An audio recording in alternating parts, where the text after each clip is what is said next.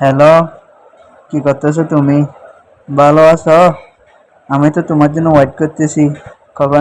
হিরোপু তুই হাল্লা হতা হতে কি মোবাইলের মাঝে হাল্লা হতা হত ভালো লাগে দে তো বন্ধুলা হতা হইতে আর ওকে মরত পাওয়া বন্ধু মায়া ফানো আম্মা অপর সমস্যা নাই তুই আরো হইতে পারবি আরে তোর মা আর তোর বন্ধুর নাম তুই আরো বেগিং হইতে পারবি তুই আরে কোনো কিছু নষ্ট মাস আরো হয়ে ফেলা কিন্তু ফোন মায়া ফানো ঠ্যাঙ্গরের জন্য হাল্লা আমার আসা আসা হতা হইবা আচ্ছা না হতা হতা হইলে সমস্যা নাই আম্মা ওনারা আয় হতা হয়ে দিম তুই আর কল দি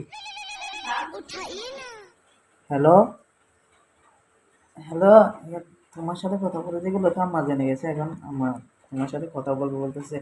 না সমস্যা নাই, আম্মা আমার বন্ধুর মতো তো আমার সাথে কথা বলতে পারবা, সমস্যা নাই। আচ্ছা আমার সাথে কথা বলো।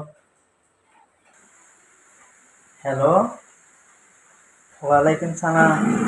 কেমন আছো তুমি? হ্যাঁ হ্যাঁ ভালো আছি।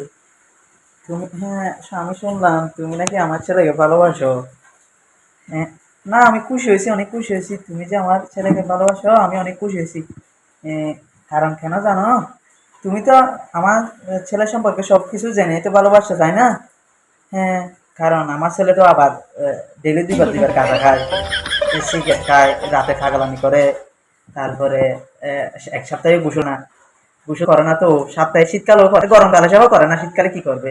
তো এগুলো সবগুলো জেনে শুনে যে তুমি ওকে যে ভালোবাসো, আমি বেশি খুশি হয়েছি, আমি বেশি টেনশনে ছিলাম ও ওর জন্য একটা ছেলে পাবো না, মেয়ে পাবো না, এই জন্য তুমি যে ওকে পছন্দ করছো, বাহ আমি অনেক খুশি হয়েছি, তোমাকে আনবো দেবো। হ্যাঁ, কেটে দিছে কেন?